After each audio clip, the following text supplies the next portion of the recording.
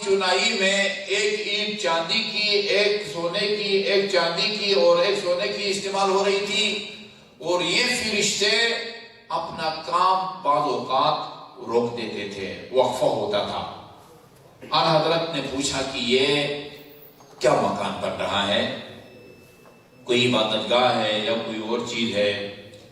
تو بتایا آپ کو کہ یہ دنیا میں جو مومنین ہیں نا زندہ، آپ حضرات مسجد خدیجہ کبریٰ میں موجود، یہ ان کی رہائش کی جگہ بن رہی ہے۔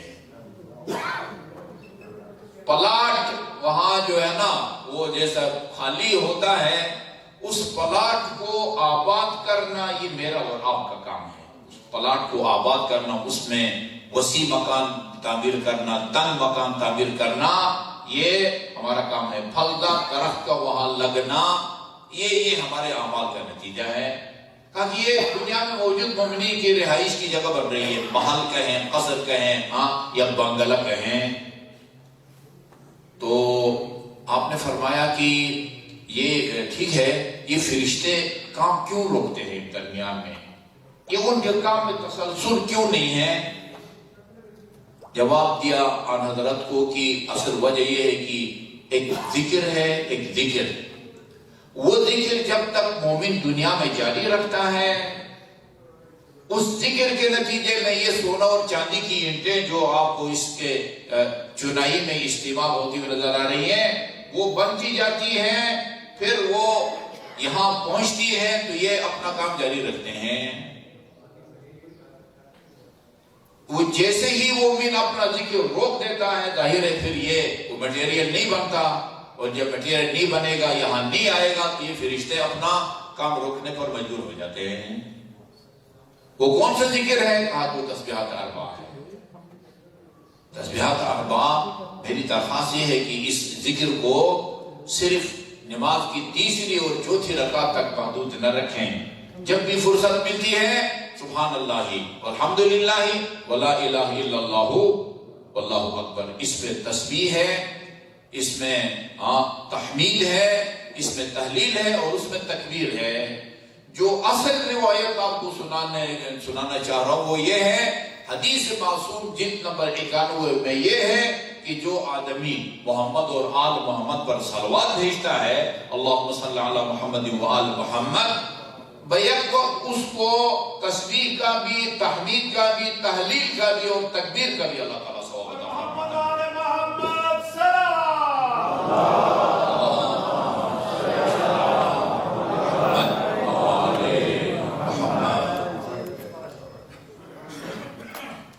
یہ ایک حقیقت ہے کہ اس دنیا میں جو سرگرمیاں جاری ہیں اس وقت، کچھ سرگرمیاں وہ قابل مشاہدہ اور محسوس ہیں، ہمیں نظر آتی ہیں، وہ سرگرمیاں ہمیں نظر آتی ہیں۔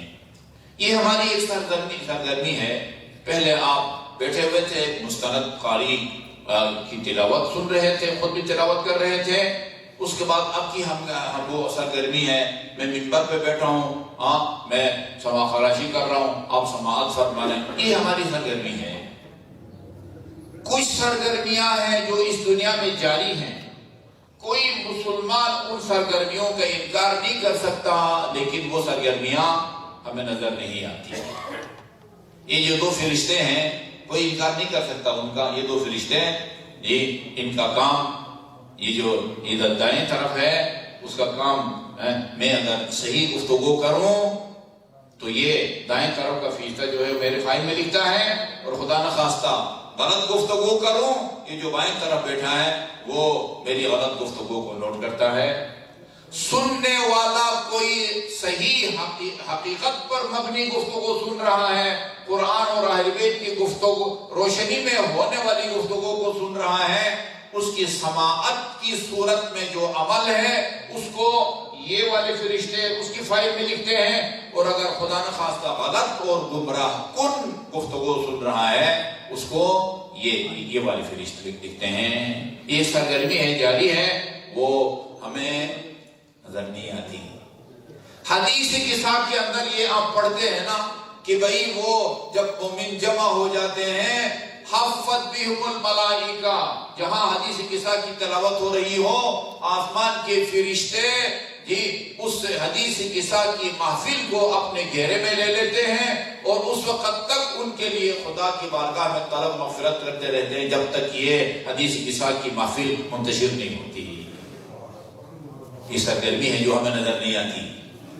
بہار الانوار کی غالباً جلد نمبر 39 میں یہ روایت ہے کہ جس محفل میں امیر المومنین علیہ السلام کے صحیح فضائل پڑھے جاتے ہوں حفت بہم الملائکہ، آسمان کی فرشتے اس محفل کو بھی اپنے گھیرے میں لے لیتے ہیں جہاں امیر المومنین کے صحیح فضائل بیان ہوتے ہوں. اور جب یہ فرشتے مجلس سے فارغ ہو کے واپس جاتے ہیں اپنا مرکز، تو مرکز میں موجود فرشتے جو زمین پر نہیں آئے تھے وہ ان سے پوچھتے ہیں، زمین سے واپس جانے والے فرشتوں سے، کہ بھئی تم سے عجیب خوشبو آ رہی ہے، ایسی خوشبو ہم نے زندگی میں کبھی نہیں سونگی تھی، یہ کس چیز کی خوشبو ہے؟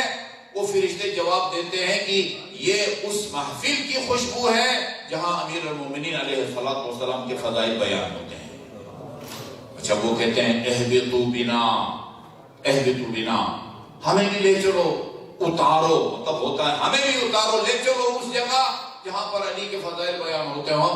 وہ کہتے ہیں وہ تو مجلس ختم ہو گئی، منتشر ہو گئی، پڑھنے والا پڑھ کے چلا گیا. وہ فرشتے کہتے ہیں یقیناً ابھی تک اس جگہ، امام بارگاہ یا مسجد کی در و دیوار اس خوشبو سے ابھی بھی معطر ہوگی جو امیر المومنین کے فضائل کے بیان کے نتیجے میں ہوتی ہے. سرگرمیاں، بہت ساری سرگرمیاں ہیں جو ہم کو نظر نہیں آتی، آوازیں ہیں جو ہم کو سنائی نہیں دیتی. میں ایک روایت لے کے آیا ہوں، وہ میں آپ کو سناتا ہوں تاکہ ہمیں اندازہ ہو جائے کہ ہمارے جو مرحومین ہیں، اور ابھی پتہ نہیں بہت ہی کتنے دن یا کتنے سالوں کے بعد ہمارا شمار بھی مرحومین میں ہوگا، ان کی جو حالت زار ہے اس کو رسول خدا صلی اللہ علیہ وسلم نے بیان فرمایا.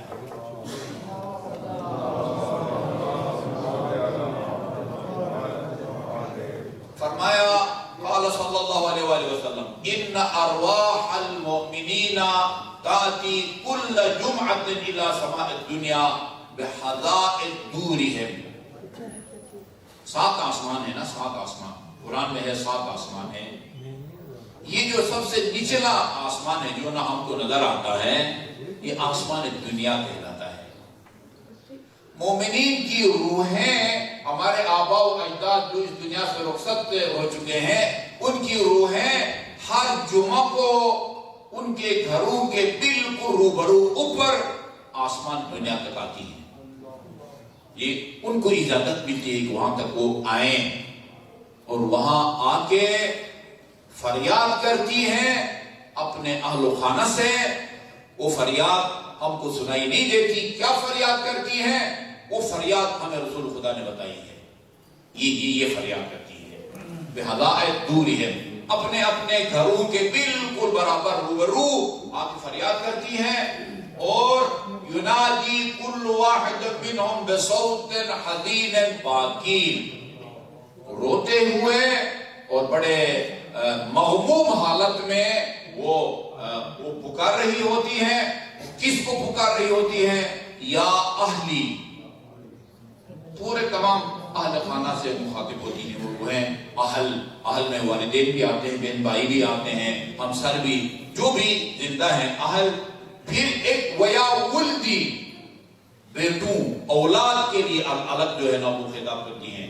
ویا ابی ویا امی، بیٹا یا بیٹی اگر اس دنیا سے رخصت ہوا ہو، باپ کا نام لے کے وہ پکارتے ہیں، ماں کا نام لے کے پکارتے ہیں. ویا اقربائی، اور جتنی بھی قریبی رشتہ دار ہیں ان سب کو فریاد کرتی ہیں. کہتی کیا ہے؟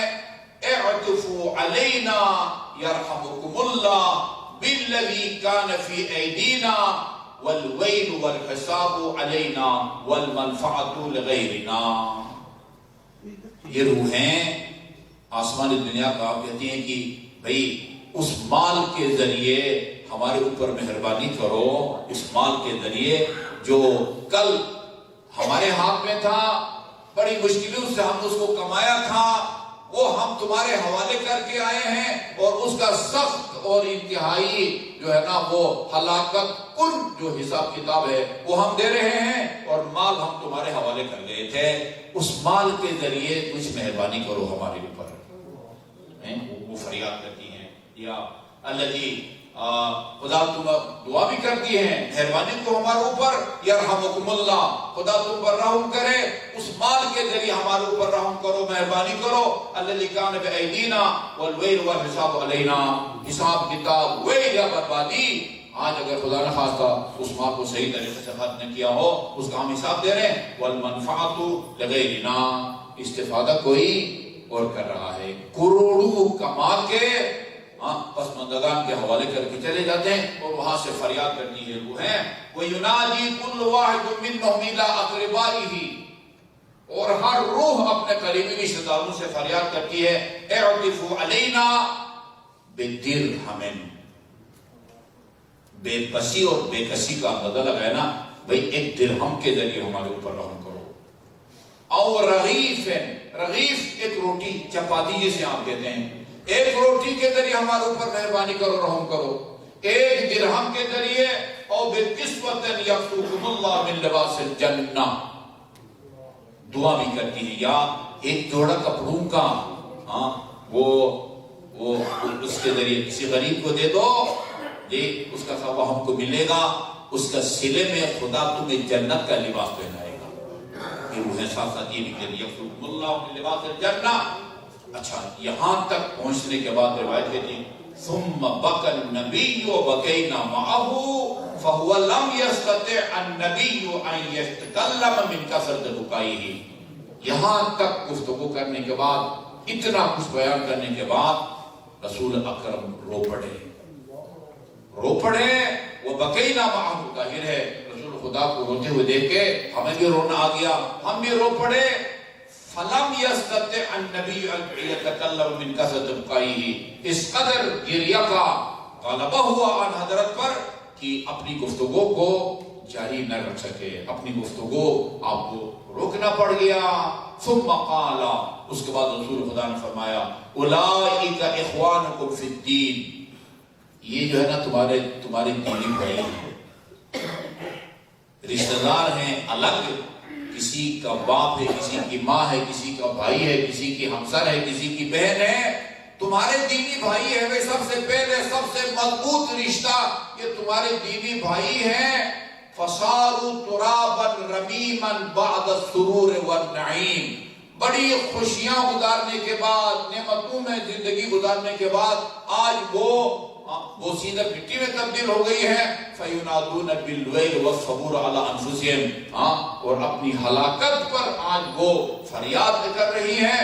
یقولون یا ویلنا، کہتے ہیں افسوس، کاش لو انفقنا ما كان في ايدينا في طاعة الله ورضائه وما كنا نحتاج اليكم، اور وہ یہ کہتی ہیں کاش جو ہم نے کمایا تھا اس کو اپنی زندگی میں اپنے ہاتھوں سے اللہ کی اطاعت میں خرچ کیا ہوتا، اور تم پسماندگان کے ہم محتاج نہ ہوتے۔ مسئلہ ہے، زمین اور آسمان کا فرق ہے۔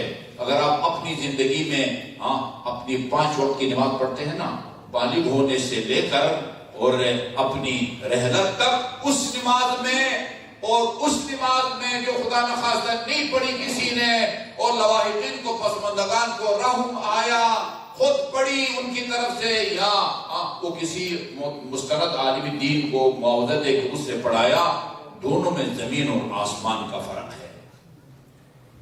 بندے کے مرنے کے بعد کوئی اس کی طرف سے صدقہ دے دے اس میں، اور زندگی میں خود انسان کسی کو صدقہ دے دے، ان دونوں میں زمین اور آسمان کی قیمت میں، ارزش میں، اجر اور ثواب میں زمین اور آسمان کا فرق ہے۔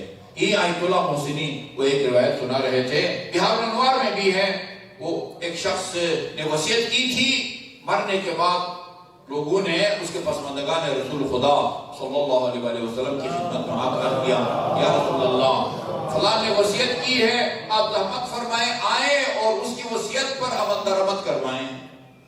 اور فلاں کو اتنا پیسہ دینا ہے، فلاں مسجد کو اتنا پیسہ دینا ہے، فلاں بارگاہ کو اتنا پیسہ دینا ہے۔ آپ تشریف لائے اس کے گھر، اس کی وصیت پر عمل درآمد کروایا، اور عمل درآمد کرانے کے بعد فرمایا کہ دیکھو اتنا پیسہ یا مال اس کی وصیت پر عمل کر کے دیا گیا، یہ بندہ اپنی زندگی میں نا اپنی مرضی سے ایک کھجور کا دانہ دیتا نا، اس کی قیمت اس سے زیادہ تھی جو اس کی وصیت پر عمل کر کے ہم نے مستحقین کو دیا ہے۔ اس عمل کی بہت زیادہ قیمت ہے جو انسان اپنی زندگی میں خود انجام دیتا ہے۔ یا فرمایا کاش ہم خود کا گمان کو نہ نحتاج الیکم، ہم تمہارے محتاج نہ ہوتے، فیرجعون بحسرت و ندامت، یہ اپنا یہ پیغام آسمان دنیا سے ہم لوگوں تک پہنچانے کے بعد بڑی حسرت اور ندامت اور پشیمانی کے ساتھ واپس جاتی ہیں۔ وَيُنَادِّوْنَا، اور اچھا وہ فریاد کیا کرتی ہیں؟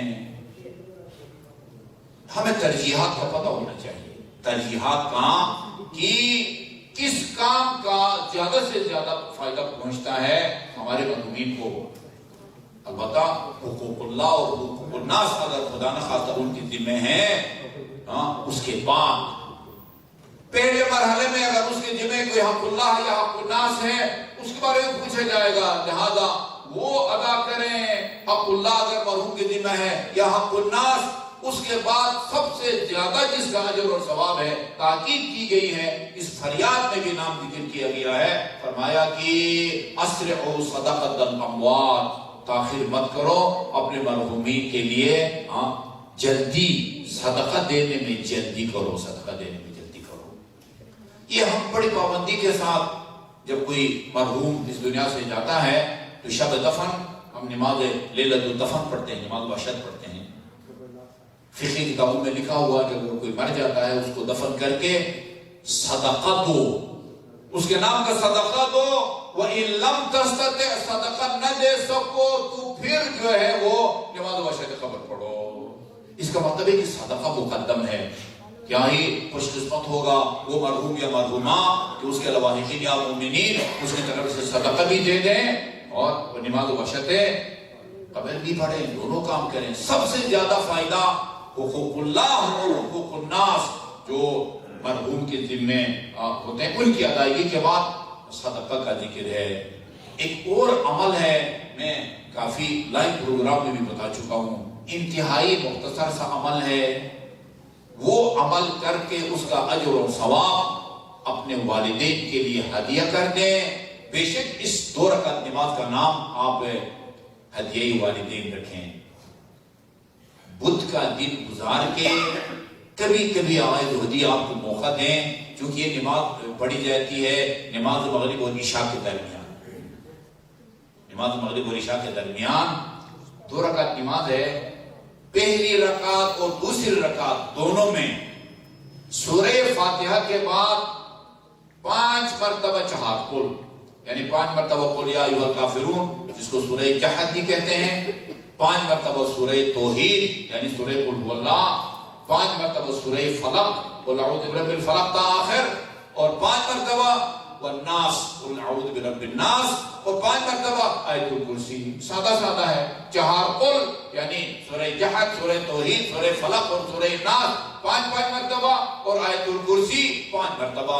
پہلی رکعت میں بھی اور دوسری رکعت میں بھی سلام کے بعد وہ السلام علیکم ورحمۃ اللہ وبرکاتہ کے بعد 15 مرتبہ استغفر اللہ ربی واتوب الیہ۔ یہ روایت کہتی جو یہ نماز پڑھ کے ثواب والدین کے لیے ہدیہ کر دے فقط ادى حقہما، وہ سمجھے کہ اس نے میں نے اپنے والدین کا حق ادا کر دیا۔ ویسے تو بہت مشکل ہے والدین کا حق ادا کرنا، یا خصوصاً والدہ کا حق ادا کرنا، لہذا ہمیں ان ترجیحات کا خیال رکھنا چاہیے۔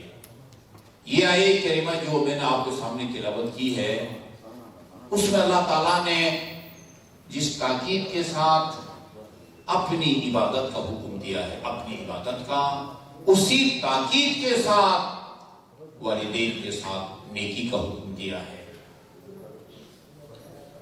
صرف زندہ والدین کے ساتھ نیکی کا حکم نہیں ہے زندہ والدین سے بھی نیکی کا حکم ہے، مرحوم والدین کے ساتھ بھی نیکی کا حکم ہے۔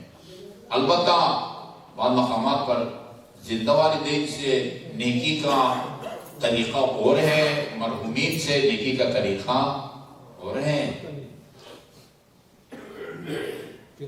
وَقَضَىٰ رَبُّكَ أَلَّا تَعْبُدُوا إِلَّا إِيَّاهُ، خدا کا حکم ہے کہ اس کے علاوہ کسی اور کی عبادت مت کرو۔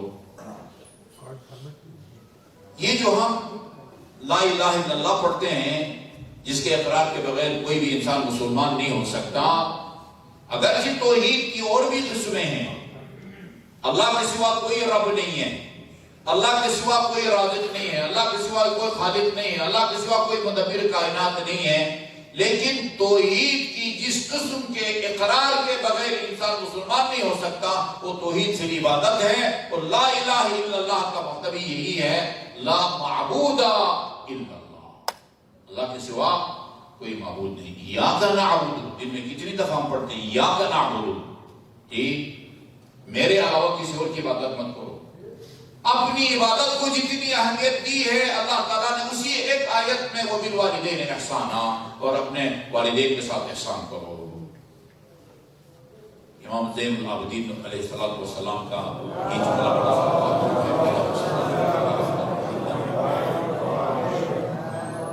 اگرچہ احسان کا دائرہ بہت وسیع ہے۔ احسان، آپ نے مجھ پر احسان کیا، میں نے آپ سے قرض مانگا، مجھے قرض کی ضرورت تھی، آپ نے دے دیا، یہ آپ کی طرف سے احسان ہے۔ فلاں دفتر میرا کام پھنسا ہوا ہے، وہ آپ میرا کام کروا دیں، یہ احسان ہے۔ فلاں تھانے میں، فلاں ہسپتال ہے، فلاں عدالت میں، یہ سارا احسان ہے۔ احسان کا مطلب ہر کسی کے سمجھ میں آتا ہے، لیکن سید سجاد علیہ السلام فرماتے ہیں اس آیت کریمہ میں والدین کے ساتھ جس احسان کا ذکر کیا گیا ہے وہ احسان نہیں ہے جو تم لفظ احسان کو سن کے تمہارے سمجھ میں آتا ہے۔ والدین کے احسان کا مطلب یہ ہوتا ہے کہ تم والدین، ظاہر ہے یہ ان مومنین کے لیے ہے جن کے والدین بقید حیات ہیں، اللہ تعالیٰ ان کو مزید طول عمر عطا فرمائے۔ والدین سے احسان کا مطلب یہ ہوتا ہے کہ تم والدین کی جو ضروریات زندگی ہیں ان پر نظر رکھو۔ وہ جوان ہیں، بوڑھے ہیں، یہ صحت مند ہیں، بیمار ہیں، موسم کیسا ہے، ان کی عمر کے مطابق، ان کی صحت کے مطابق اور موسم کے مطابق کھانے پینے اور پہننے اور رہائش کا خود بندوبست کرو۔ ان کو اتنی بھی تکلیف نہ دو کہ تمہارے سامنے اپنی کسی ضرورت کا اظہار کریں اور تم سے کوئی چیز مانگے۔ امام فرمایا والدین سے احسان کا مطلب ہے، اور یہ بھی فرمان سید سجاد علیہ السلام کا ہے، جب تم والدین کو کوئی چیز دینا چاہو نا، کوئی پھل چھیل کے دینا چاہتے ہو، سیب چھیل کے دینا چاہو، کیلا چھیل کے دینا چاہو، نقد پیسہ ان کو دینا چاہو، کوئی کپڑوں کا جوڑا سوٹ ان کو دینا چاہو، اس طرح نہ دو جس طرح عام لوگوں کو دیا جاتا ہے۔ عام طور پر کیا یہ جاتا ہے کہ آگے کیا جاتا ہے، وہ سائل لینے والا، وصول کرنے والا اپنا ہاتھ آگے بڑھاتا ہے، آپ اس کے ہاتھ کو اوپر رکھ دیتے ہیں۔ امام فرماتے ہیں جب والدین کو کوئی چیز دینے لگو تو وہ چیز اپنے ہاتھ پر رکھو اور والد یا والدہ سے کہو کہ ابو جی امی جی یہ آپ اٹھا لیں، تاکہ تمہارا ہاتھ نیچے ہو، والدین کا ہاتھ اوپر ہو۔ یہ بھی امام کو گوارا نہیں ہے کہ جب والدین کو کوئی چیز دینا چاہو تو تمہارا ہاتھ اوپر ہو اور والدین کا ہاتھ نیچے ہو۔ آج کل وہ ڈونگا اور پلیٹ سسٹم ہے نا، ڈونگا میں سالن ڈالا جاتا ہے اور پلیٹ میں ہر کوئی اپنے طلب کے مطابق سالن لیتا ہے۔ پرانے زمانے میں وہ ابھی بھی گاؤں کا رواج ہے، اتنے بڑے برتن میں جو ہے نا، اگر آپ مدینہ گئے ہوں، وہ دسترخوان امام حسن شیخ عمری کے گھر میں، وہ اتنے بڑے پرات میں جو ہے نا پورا بکرا پکا کے رکھ دیتے ہیں، اور 4 5 6 7 حاجی جو ہیں وہ ایک ہی برتن میں وہ کھا رہے ہوتے ہیں۔ پرانے زمانے میں ایسا ہوتا تھا، اتنا بڑا جو ہے نا وہ پرات کے اندر سالن ڈال کے سارے اہل خانہ اس میں سے کر رہے ہوتے تھے. امام زین العابدین علیہ السلام جب ایک جگہ والدہ کی موجودگی میں کھانا کھانا ہوتا تو والدہ کے ساتھ کھانا نہیں کھاتے تھے، الگ برتن میں کھاتے تھے. کسی نے پوچھا فرزند پیغمبر وہ اتنی محبت شفقت کرتے آپ والدہ سے، والدہ آپ سے، آپ الگ کیوں کھاتے ہیں؟ کتنا نازک معاملہ. فرمایا اس خیال سے یا اس خوف سے ایک برتن میں والدہ کے ساتھ نہیں کھاتا کہ کہیں ایسا نہ ہو کہ میں اس جگہ سے اٹھا لوں جہاں سے میری والدہ اٹھانا چاہتی تھی. اتنا گوارا نہیں ہے، اتنا بھی گوارا نہیں ہے. گناہان کبیرہ مرحوم دستگیر کی میرے خیال میں فتویٰ تو ہم نہیں دیتے، لیکن انتہائی ضروری ہے. ہر گھر کے اندر اس کتاب کو ہونا چاہیے. الحمدللہ اس کو اردو میں ترجمہ بھی ہو چکا ہے گناہان کبیرہ کا نا. وہاں بار والدین اور آق والدین. آق کا مطلب آپ کوئی سمجھتا ہے نا، بھائی فلان نے فلان اپنے بیٹے کو آق کر دیا. اخبار میں وہ آق نامہ بھی جو ہے وہ چھاپ دیتے ہیں، میں فلان بن فلان اپنے بیٹے فلان بن فلان کو آق کر رہا ہوں، آج کے بعد وہ اس کے میں کسی قول و فعل کا ذمہ دار نہیں ہوں گا. یہ آق. آج کے مقابلے میں بار آتا ہے. بار معصوم کا فرمان ہے کہ بعض اوقات ایسا ہوتا ہے کہ بندہ والدین کی زندگی میں آق والدین ہوتا ہے، وہ ان کا نافرمان ہوتا ہے، وہ ان کی زندگی میں ان کا خیال نہیں رکھتا، ان کا اس طرح احترام نہیں کرتا جس طرح ان کا احترام کرنا چاہیے. لیکن یہی آق والدین کے مرنے کے بعد بار میں تبدیل ہو جاتا ہے. جو زندگی میں والدین کی زندگی میں آق تھا وہ والدین کی دنیا سے چلے جانے کے بعد وہ بار ہو جاتا ہے. وہ کس طرح؟ زندگی میں والدین کے ساتھ اس کا سلوک اچھا نہیں تھا، برتاؤ رویہ اچھا نہیں تھا، لیکن مرنے کے بعد وہ حساب کتاب لگایا. اس نے ان کے ذمہ یہ حق الناس تھا، ان کے ذمہ یہ حق اللہ تھا، ان کے لیے صدقات بھی دیتا ہے، خیرات بھی کرتا ہے، ان کے لیے طلب مغفرت بھی کرتا ہے، اور ان کے ذمہ واجب الادا حقوق اللہ اور حقوق الناس کو ادا کرے. یہی بچہ جو والدین کی زندگی میں آق تھا، والدین کے مرنے کے بعد وہ بار ہو جاتا ہے. بعض اوقات اس کا الٹ ہوتا ہے. الٹ زندگی میں بہت خیال رکھتا تھا والدین کا، احترام بھی کرتا تھا. کوئی چیز اگر دیتا بھی تو اپنے ہاتھ پر رکھ کے پیش کرتا تھا اور ہاتھ کے اوپر سے والدین اٹھاتے تھے. سید سجاد کے وہ بتائے ہوئے دستور پر بھی عمل کرتا تھا. لیکن مرنے کے بعد اس کو پتہ چلا کہ ہاں بھائی ان کے ذمہ 3 سال کی نمازیں ہیں، روزے ہیں، فلان کے اتنا پیسہ دینا ہے، فلان کے اتنا پیسہ دینا ہے. والدین کے مرنے کے بعد وہ والدین کو بھول جاتا ہے اور ان کے ذمہ واجب الادا حقوق کو ادا نہیں کرتا. یہی اولاد جو والدین کی زندگی میں بار تھا، والدین کی اس دنیا سے چلے جانے کے بعد وہ آنکھ میں تبدیل ہو جاتا ہے. آنکھ میں تبدیل ہو جاتا ہے. اور امام جعفر صادق علیہ السلام کا یہ فرمان ہر گھر کے اندر سنہری حروف سے اس کو لکھ کے آویزان کرنا چاہیے. ہر وقت خانہ کی نظر اس کے پر پہ ما لکم لا تبرون بوالدیکم حیین او میتین. ما لکم تمہیں کیا ہو گیا ہے. یہ سرزنش کا انداز ہوتا ہے، کسی کو ڈانٹنے کا انداز ہوتا ہے. ما لکم لا تبرون بوالدیکم حیین او میتین. تمہیں کیا ہو گیا ہے، تم اپنے زندہ اور مرحوم والدین کے ساتھ نیکی کیوں نہیں کرتے. مولا زندہ والدین سے نیکی کا مطلب سمجھ میں آتا ہے ان کے کھانے پینے کا، رہائش کا خیال رکھیں، ادب احترام سے پیش آئیں.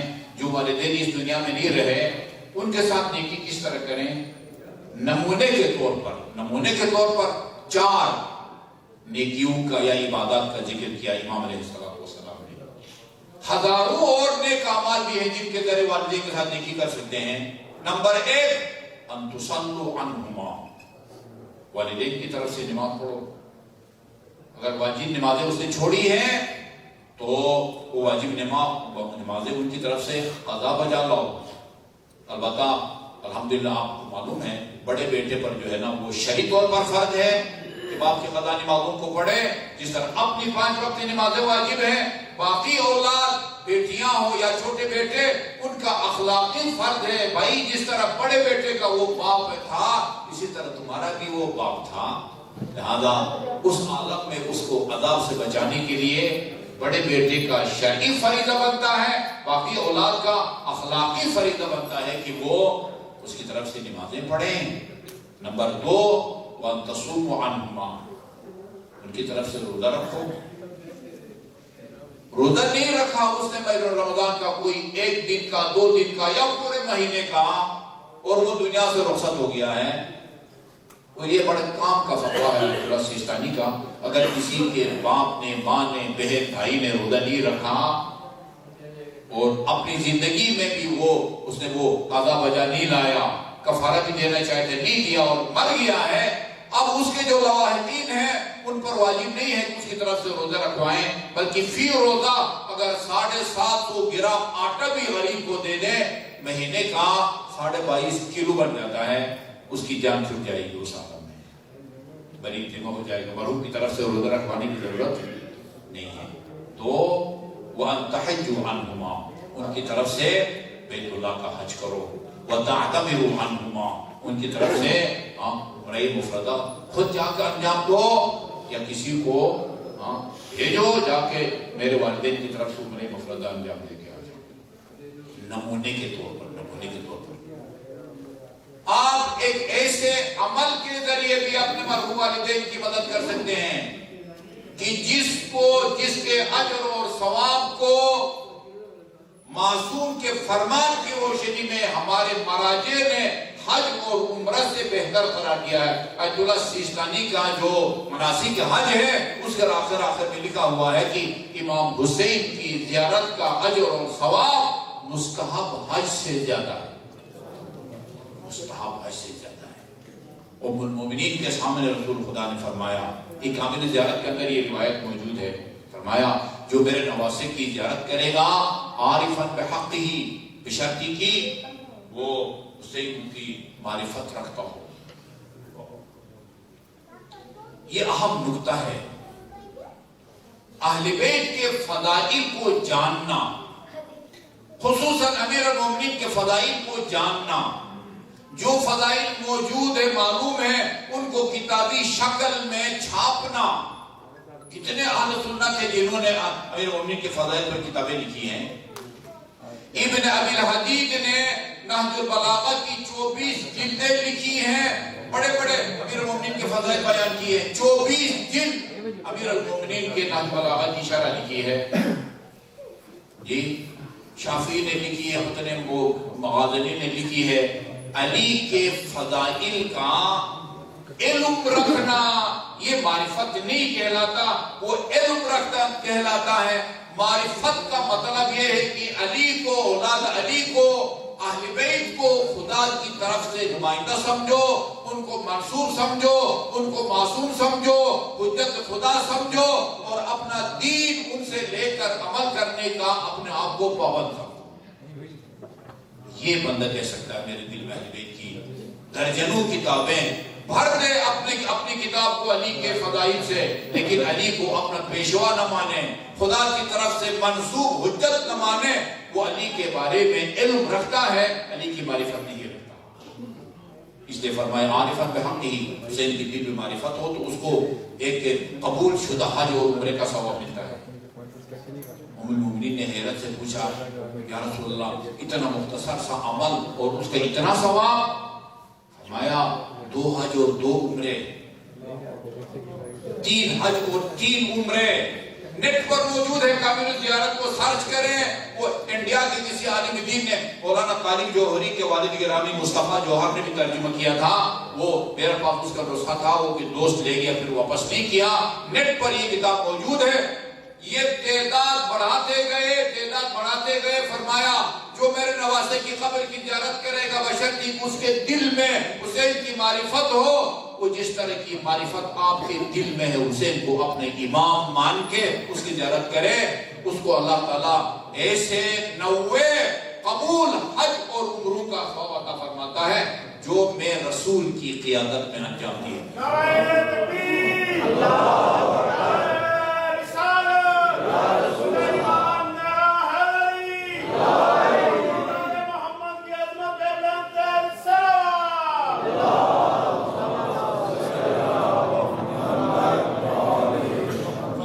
اور یہ اختیار اللہ تعالیٰ نے حسین کو دیا ہے. کچھ خصوصیتیں ہیں حسین میں جو کسی اور میں آپ کو نظر نہیں آئیں گی. استجابت الدعاء تحت قبتہ، اس قبہ کے نیچے مانگی گئی دعا مسترد نہیں ہوتی. والشفاء فی تربتہ، کسی اور مٹی میں خدا نے شفا نہیں رکھی سوائے خاک کربلا کے. والائمۃ من عترتہ، یہ ائمہ امامت کا سلسلہ حسن کے اولاد سے نہیں چلا ہے، حسین کی اولاد سے چلا ہے. اور چوتھی خصوصیت یہ ہے حسین کی جو کسی میں نہیں ہے، جتنے دن آپ کو کربلا آنے اور جانے میں لگتے ہیں نا، ایک ہفتہ لگے، مہینہ لگے، 6 مہینہ لگے، یہ 6 مہینے آپ کی مقررہ زندگی میں سے کاٹے نہیں جاتے، فالتو آپ کو ملتے ہیں، فالتو امام کو. اہل سنت اور شیعہ کتابوں نے لکھا ہے اس کائنات میں، یہ کائنات کسی نبی یا وصی نبی پر اتنا نہیں روئی جتنا حسین پر روئی. آدم رویا ہے، آدم ولادت کے دن رسول خدا روئے ہیں. ہمارا بچے جب 1 سال کا ہوتا تو ہم سالگرہ مناتے ہیں، کیک کاٹتے ہیں، عزیز دوست وہ تحفے لے کے آتے ہیں. حسین 1 سال کا ہوتا ہے، رسول اکرم مسجد میں جمع ہوتے ہیں، اصحاب بھی بیٹھے ہیں اور مسائل پڑھتے ہیں، خود بھی روتے ہیں زار و زار، صحابہ کرام بھی روتے ہیں. حسین کی شہادت سے پہلے کی بات کر رہا ہوں، حسین کی شہادت سے پہلے امیر المومنین روئے.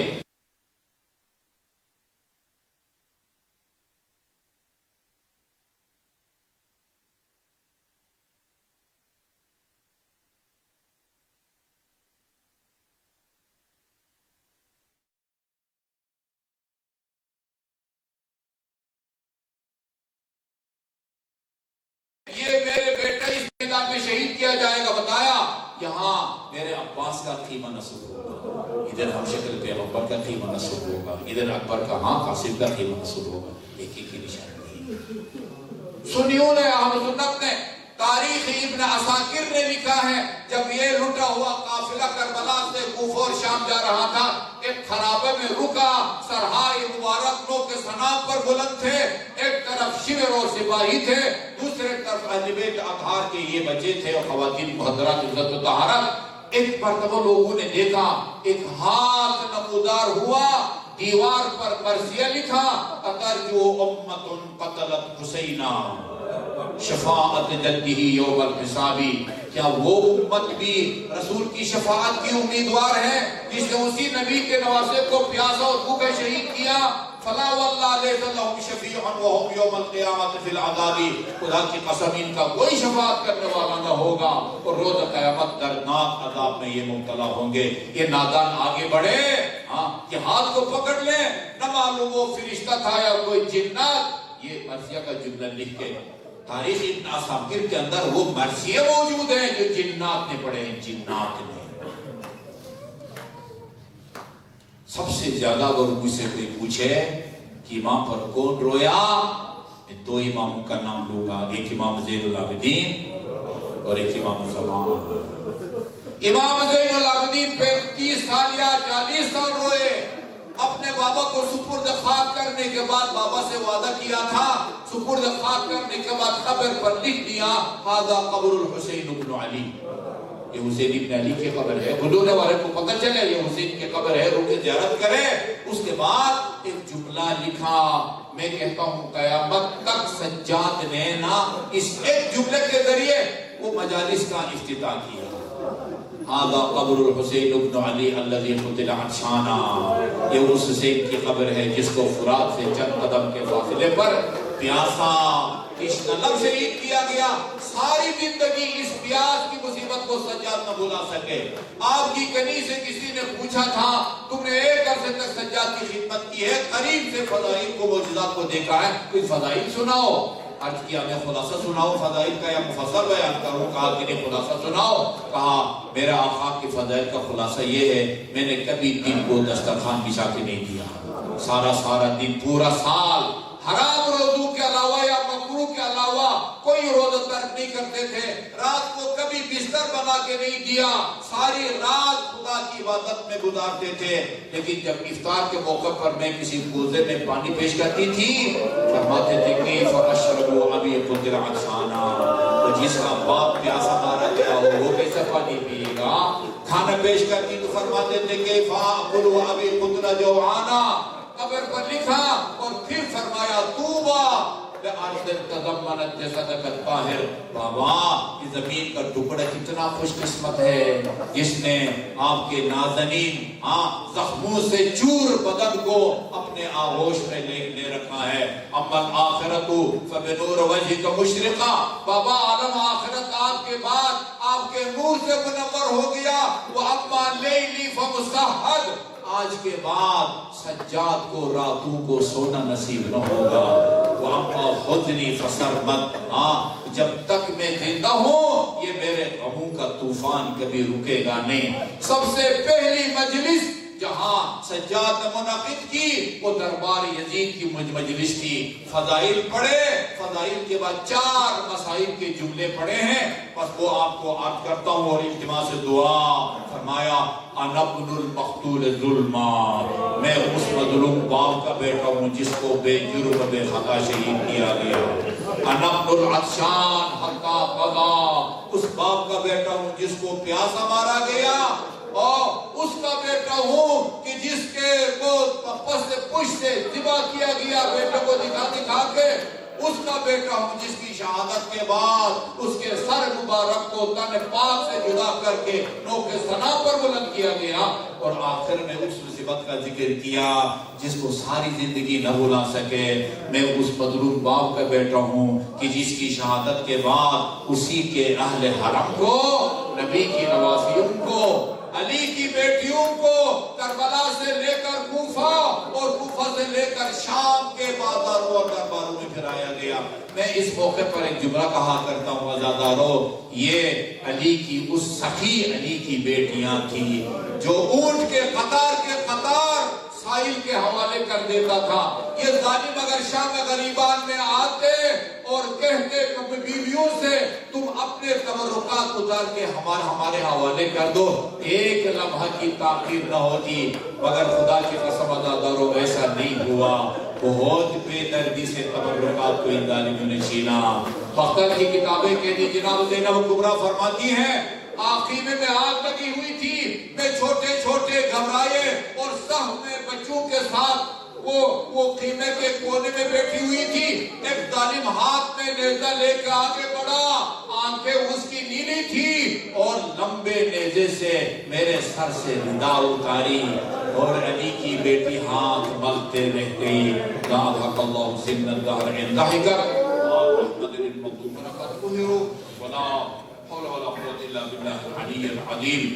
خدا بحق محمد و آل محمد سید تہذیب الحسن قادمی، ان کی سال ثواب کی مجلس منعقد کی گئی ہے، ان کے گناہان صغیرہ